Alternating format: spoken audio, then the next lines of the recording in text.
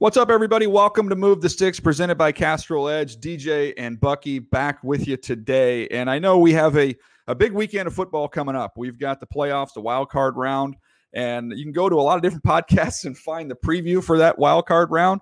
We want to do something a little different today. We want to get a chance as teams are hiring coaches and general managers, and you think about what you're looking for there from a leadership standpoint, somebody to be at the front of the team as a head coach or as a general manager. So we wanted to come up with a guest we thought could offer some tremendous insight of what it looks like and what these teams should be looking for. And couldn't think of a better one than this one. It's Chris Petersen, who I'm sure you guys are familiar with, was really unbelievable with the run he had at Boise State. He then goes to the University of Washington, wins a couple Pac-12 titles there, has a ton of success there as well. Really viewed as one of the best coaches in the country, regardless of level, and then decided really in his prime to walk away, to step away from coaching. And we wanted to catch up with him and find out what he was up to and see if we couldn't get some insight into what these owners should be looking for in head coaches and general managers. And I think you guys are going to really dig this conversation. Here is our visit with Chris Petersen.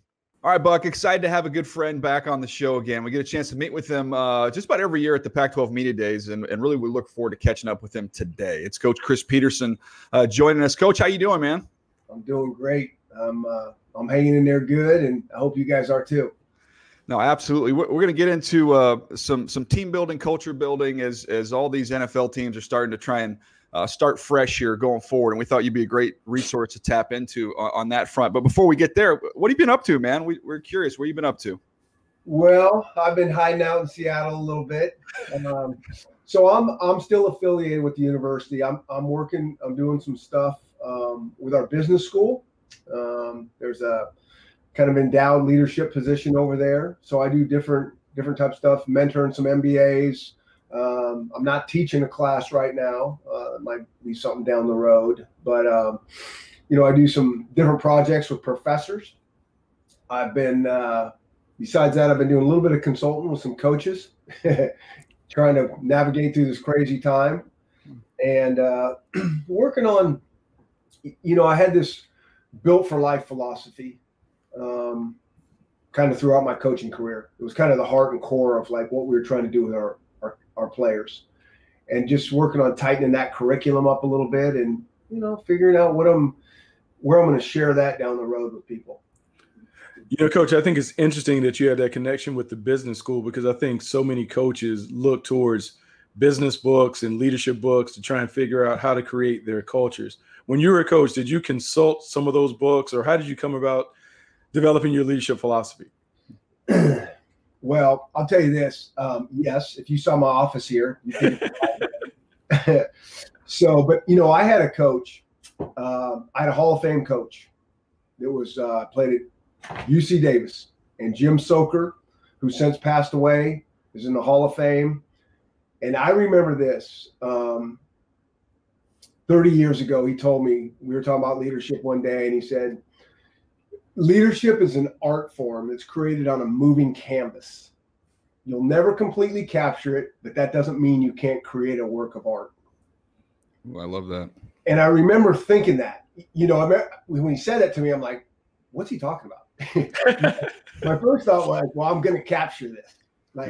You're competitive. It's like, I'm going to figure this leadership out. I mean, the quarterback thing, I played quarterback way back in the day, and you're trying to figure out how to do these things. And after 30 years, I really understand what that thing's all about. It is so impossible to truly capture. It's like an itch that won't go away. And there's so many different styles and, sizes and ways to get things done that. So I've been after this thing for a long, long time, trying to figure out exactly, I think there's techniques. I think there's strategies. I think there's ways that you can understand leadership. And then you got to bring your unique skills, to the table authentically every day. And it is a challenge. There's no question about it. But it's something that we locked in hard in our programs. And I really, took that leadership piece very, very serious in our program. Coach, I want to hit on that word authentically, because we've talked about it before when we've looked at guys that haven't been successful at the NFL level. So we've pointed to that a little bit of man, they're trying to be, a junior version of somebody else instead of just being who they are. How speak to that, how just important it is that you're yourself and your authentic self if you're trying to lead an organization, really any sport or any business. Yeah. So, when I start talking about this leadership thing, it's so complicated. There's so many different avenues that we could go down.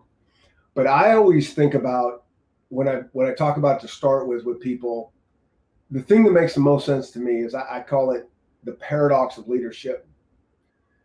And the paradox of leadership basically says there's only two rules you need to pay attention to. Rule number one, it's about others, right? It's about inspiring and empowering others. It's about service and sacrifice for others. It's about being there to help others do what they want to do. Like, I think that's certainly young leaders. Like, it's like, okay, I'm the leader now, everybody follow me. And it's like, wait, it doesn't really work like that. You were there to help them get done what they're trying to get done and what your organization's trying to get done. And that takes a minute to figure that out. So that's rule number one. Paradoxically, rule number two says, no, leadership is only about you. It's only, about you bringing your most authentic gifts to the table, to the arena every day. It's about self-awareness, emotional intelligence. It's about understanding your triggers that can kind of set you off different ways. It's about what I'd say performing in the storm.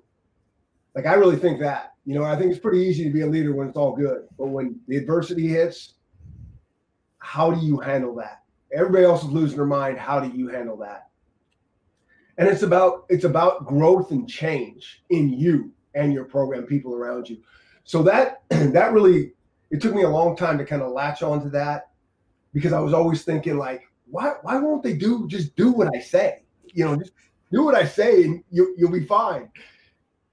And it's not about that. It's about like me showing up authentically with the, whatever my gifts are, which are completely different than everybody else. And they're probably few and far between, but everybody has a few.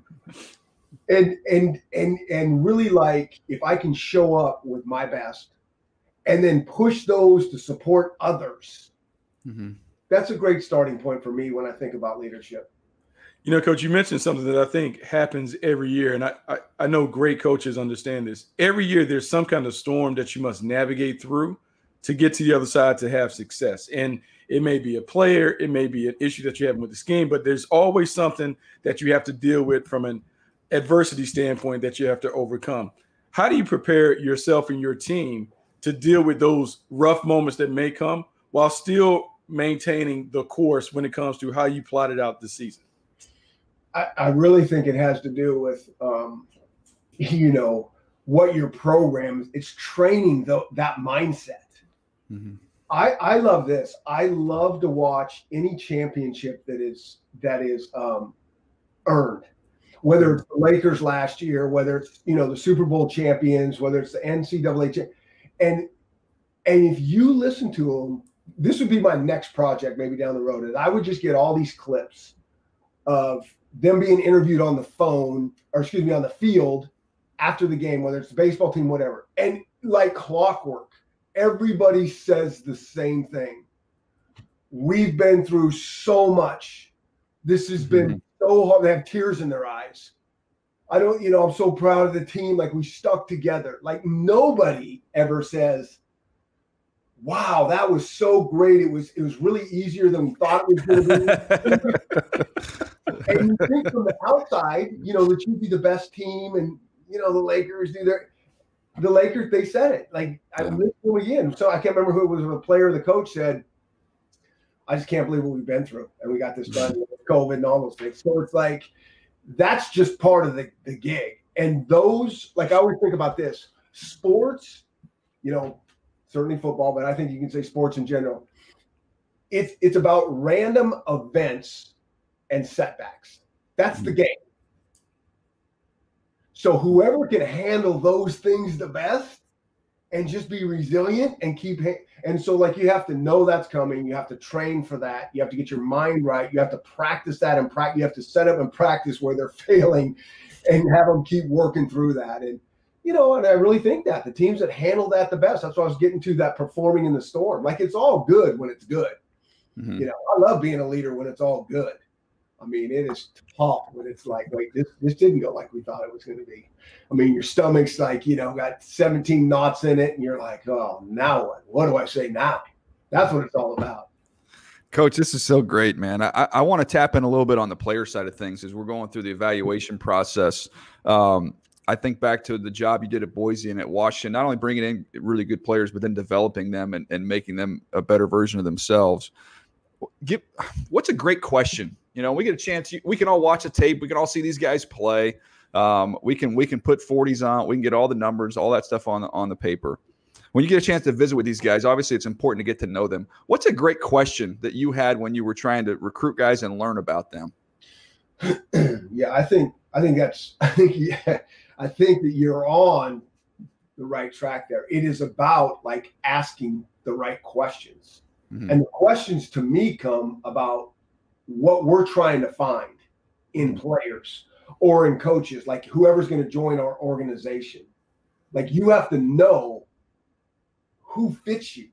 Mm-hmm. Everybody talks about that, but what are you talking about? Like, what is the fit? Mm-hmm. Well, I want really good players. Okay, check that box. But there's got to be some other things that go along with this. And so, I always kind of thought about it broken down into, like, Bucky, we were talking earlier, the guys that we talked about, we called them OKGs. Yep. Our kind of guys. And people really mistook that word, this OKG. They really thought it was just, really good guys that squared away and came from. Never made a mistake. Yeah, never. Exactly. Like this. And they're like, you can't win with that. And I'm like, what? You can't win with what? Like guys that fit you? So they didn't understand how detailed we were in breaking it down and the questions we would ask. So we had, we wanted to know, like, so we had I almost thought about it in different ways. There was like performance character, and then there was relational character. Mm-hmm. And so there were we really wanted to know how passionate and how much a kid really loved the game. Mm-hmm. So we were going to ask questions off that. Mm-hmm. To the kid, to his parents, to the coaches that surrounded him. Does he really love the game, or does he love the recruiting process that comes with this? Because everybody loves that. Mm-hmm.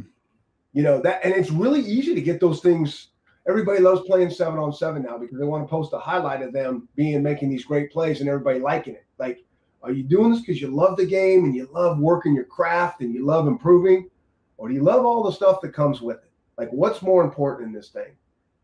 And they think it's all about football, but then when they get to a program, like Washington or wherever, and you put them through the grinder, it's like, holy smokes, on the setbacks and the I'm not sure if I really like this, coach. Yeah, I know. We were trying to find these questions out, so it's like, so the questions are like, for us, it's like, okay, how driven is he truly for this, the passion and love of the game? How competitive is this person? How tough is he? And when I talk about toughness, it's like, there's a physical component to it, but I don't really think about it like that. I think about it as how do they handle setbacks and adversity. So anyway, we could go on and on. I love it.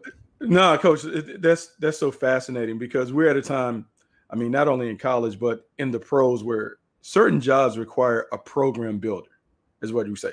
Other jobs require like play callers and tacticians, but other places require a program builder. And watching how you built the program at Boise, but really how you built Washington, what are the core traits needed to really build a program? Yeah, you're right. I mean, the one thing, Bucky, that I always, believed in like paying attention to the teams that really did well, like a few of the special teams I was on, some good teams, a couple teams that were like, oh, man, I think we underachieved. Mm-hmm. And I always felt that, the team your team, your organization is going to rise to the level of leadership that you provide and really the culture that you build. Like, I've always believed that. And, you know, at the end of the day, when the dust would settle and I would look back on the season and it didn't maybe go as well as I thought it would, and I did some soul searching, I really knew that was on me. You know, it's like, man, how do I get off? I've been doing this so long, and how did I get off track on these things?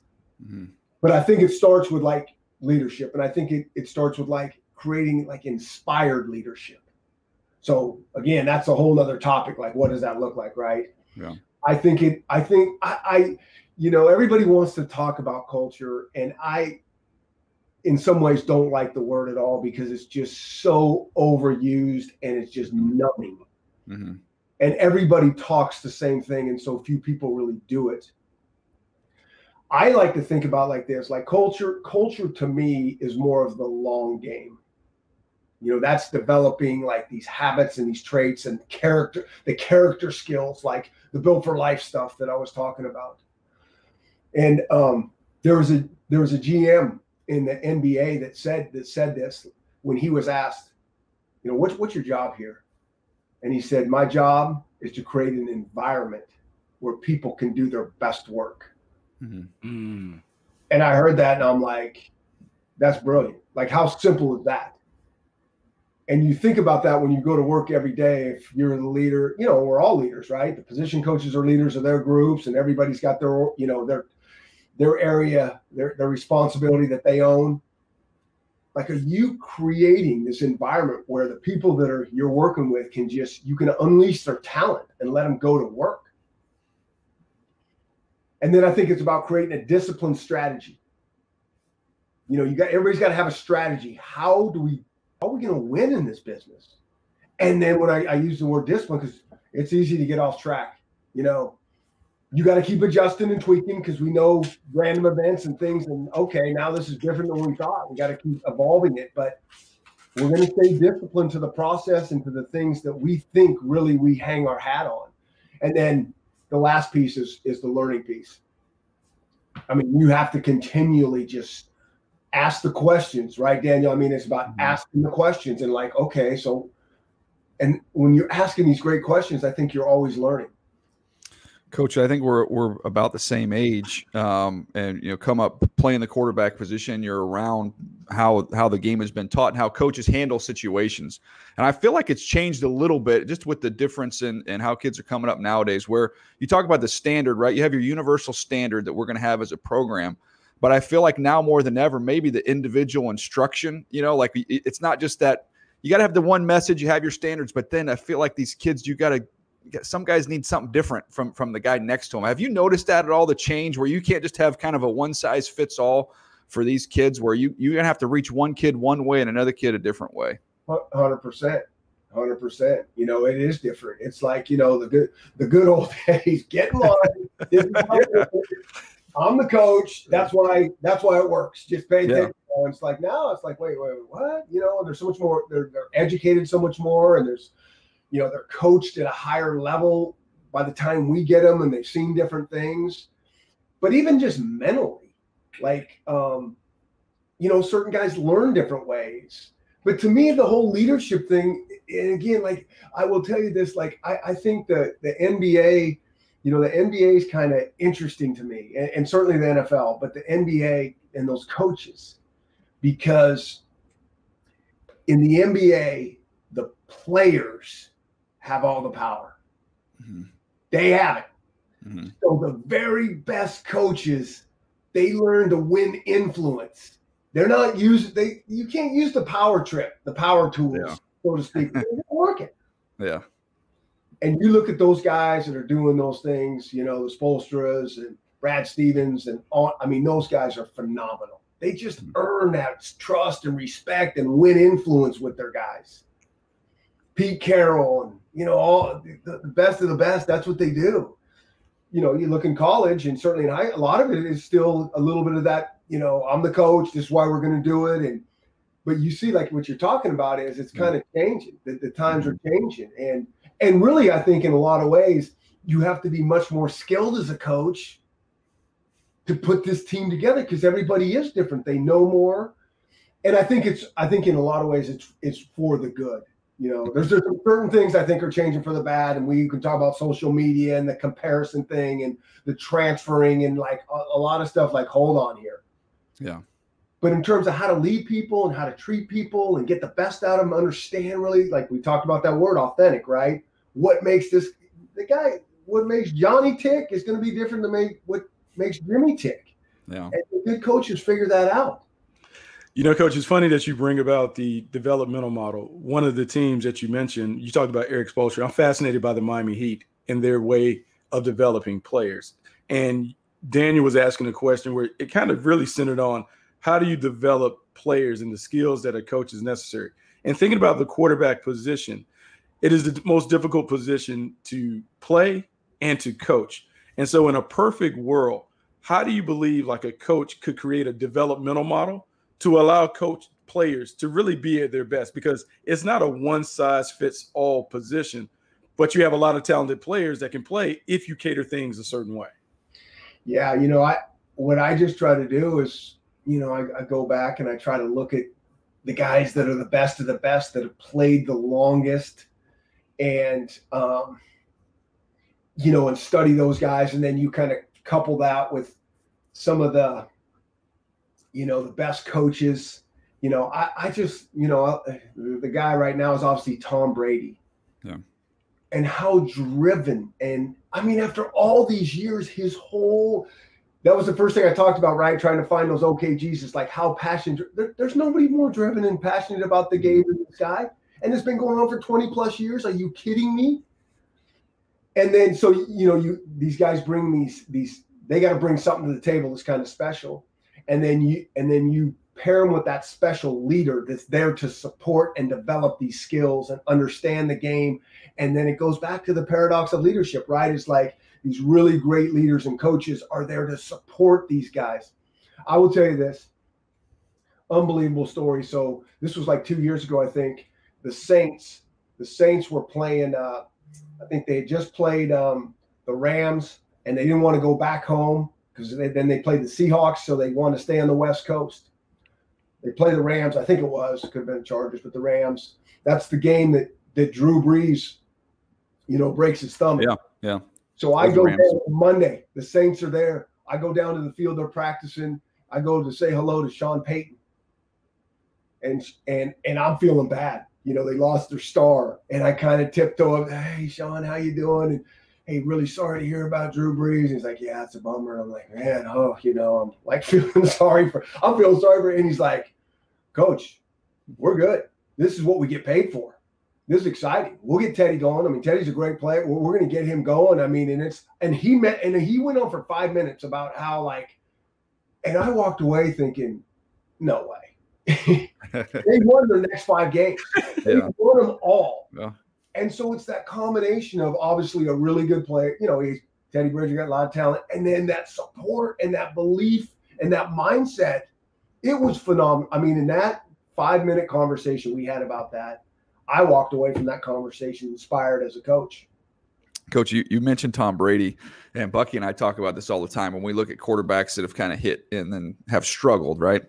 So you have trying to figure out, man, the skill sets look the same. You look at the training is similar. This guy makes it, this guy doesn't. And we kind of came up with this image of Tom Brady, and if you've seen him before, of him on vacation with his family on a beach with his shoulder pads on, going through drops on the beach on vacation. And I'm like, this is not – he doesn't turn this off. Like, this is always on. And that, to me, when we try and figure out why this one hit and this one missed, man, it seems like 9 times out of 10 it's a commitment, it's a drive, it's a work ethic, it's a passion thing more than it is anything other than, you know, a skill type thing. There's no question. I mean, he's a 1%er. You know, you can say whatever. I mean, everybody would say, like, you watch his – you know, his combine video, like how he runs, his physical tools. It's not about that. It's so obvious. Mm-hmm. It's that drive. It's that, like, how about how every time after they have like when he was with the Patriots and they had, you know, a bad loss or something, everybody's ready to write him off or you could just see the fire in his eyes. And the thing with Tampa Bay. You know, one of the podcasts that I love to listen to, it's How I Built This.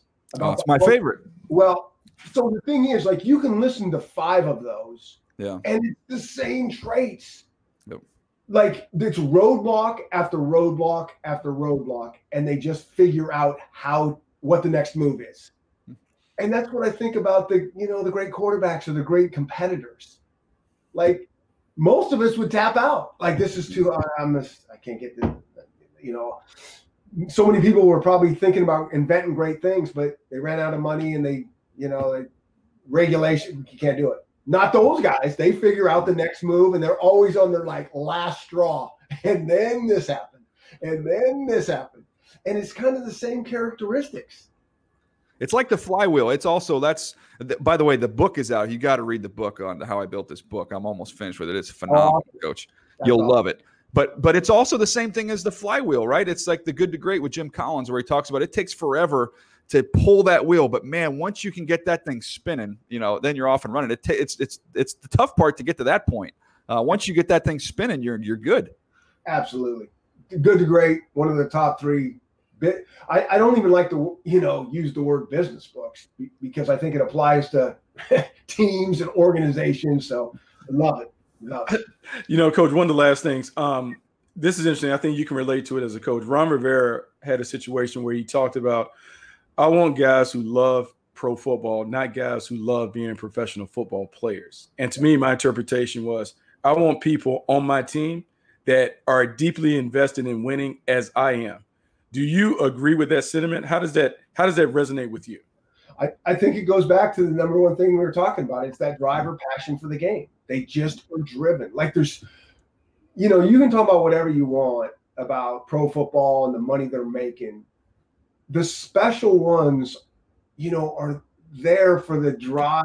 You can just feel it. You can just see it in how they come to work every day. It's like you said, being on the beach with your shoulder pads on. I will tell you this, like, I saw this way back when we were at Washington with Buda Baker. I would love to take credit for that guy in terms of, man, we really fixed his mentality, and I got him right. And that guy, he's like 170 some pounds. He's probably gonna be mad at me because he's gonna say he's more than that. But like, he's one of the best safeties in the NFL at 170 whatever pounds. But this guy, you should have. Okay, so in practice, every day we'd walk out of our tunnel if we were going to practice on our practice field. The DBs would be at the far end of the field. That's where they ran their individuals, warmed up before we stretched and all this stuff. Half the guys would walk across the field, dragging their helmet. Here we go. Buddha would strap his helmet up in the corner of the tunnel, and he'd sit there for about a minute or two, getting himself, and he would not leave until he was ready, and then he would sprint every single day, sprint to where his guys were all straggling in. And that is how he practiced every day for the time that we had him. And then he goes to the NFL, in the first year, again, he's just undersized guys, makes the Pro Bowls, a rookie that is like, he just shouldn't do all these things we're talking about. Then next year, he's an all-pro safety at 170 plus. I'm sorry, Buddha. He just shouldn't be doing it. And you watch him play with that energy and that focus and that drive. That's what they do. All those great players have that in common, man. It brings up an interesting point, is that this is going to be the most challenging draft because scouts have been locked out of facilities. They haven't been able to get out there to practice. I mean, I could give you a million stories of guys. I remember going to Cal, watching Cam Jordan condition in a morning practice with the receivers, as a 290-pound defensive lineman. Well, that's a note that I take, that it gives you a clearer picture of who this guy is as a guy, not just who he is as a player. Man, it's going to be a difficult challenge for teams this year because of that practice information, Coach, that we get going there and watching your guys work. Coaches can tell you things, and that's great, but you might not get those type of anecdotes that can really help in your evaluation process. Yeah, there's nothing like, you just don't know till you get a guy on your team. Yeah. And so the next best thing is go watch him be on his team. Yeah. But I always believed, like, this is the issue that we had in recruiting. Like, we weren't going to be able to see every single guy every year live. Mm-hmm. We just wouldn't. We maybe might watch hours and hours of tape, but there's nothing like being live. But we would always hang our hat on this mantra. I mean, I believe this so to the core that we would always say recruits. So you can replace that with pro prospects, whatever. Yeah. Recruits will tell you who they are. Good point. You just need to believe them. Yeah. And it goes back to your questions. Like, you got to ask the questions to the coach, to the coaches, to anybody surrounding him, have those conversations. And it's really apparent that you can start to feel this. Like, it's not really a lot of times a mystery. You got to spend enough time asking the questions and being around, spending time. Last thing, Coach, I'll let you run. You've been very generous with your time today. It's been great to catch up. But, man, I hear your passion coming through. You've got so much to offer, and you're doing it in a really cool way and working with students and coaches. Is there still an itch there for you at all on the coaching front? Well, there's certainly an itch on the coaching front, but that could be much different than being on the sidelines. Yeah. It really is. So there's no question I'm very passionate about a lot of things. And that's kind of where I'm figuring out. Like, at this point, you never say never. I've learned that long ago. I've seen all the coaches. I'm not doing that, and they do it tomorrow. What I think is at that point, they really didn't believe they were going to do that. And then things changed. And so I've learned that long ago. But I'm really interested in and excited to figure out maybe that next river to step into, and challenge myself in different ways. I've been a coach for 33 years of coaching straight. And it's been awesome, and I've loved it, and the relationships. But I think there could be something else that could challenge me in a different way, but still use all the experiences and the things that I've learned to help others. Well, it's been awesome to catch up with you. We've got, again, as we do every time we talk with you, we've got pages of notes. So we appreciate you so much, man. It's been great to get to know you over the years, and hopefully we'll do this again real soon. We appreciate you. I appreciate you guys. Stay safe, and thanks for having me on. Well, it was phenomenal. I hope you guys enjoyed that as much as we did. One of the best guests we've ever had here on the show. He's as humble and as smart and as driven as anybody you will ever talk to. You can see why, if you're a business, man, bring this guy in. Let him work with your people. Let him teach your people, because he gets it. And I think these teams looking for GMs and coaches would be wise to heed the advice that he doled out there during that conversation. I hope you guys have enjoyed it. I hope you guys enjoy a great weekend of football. We will be back Monday to recap it all on the recap episode with Rhett and Bucky.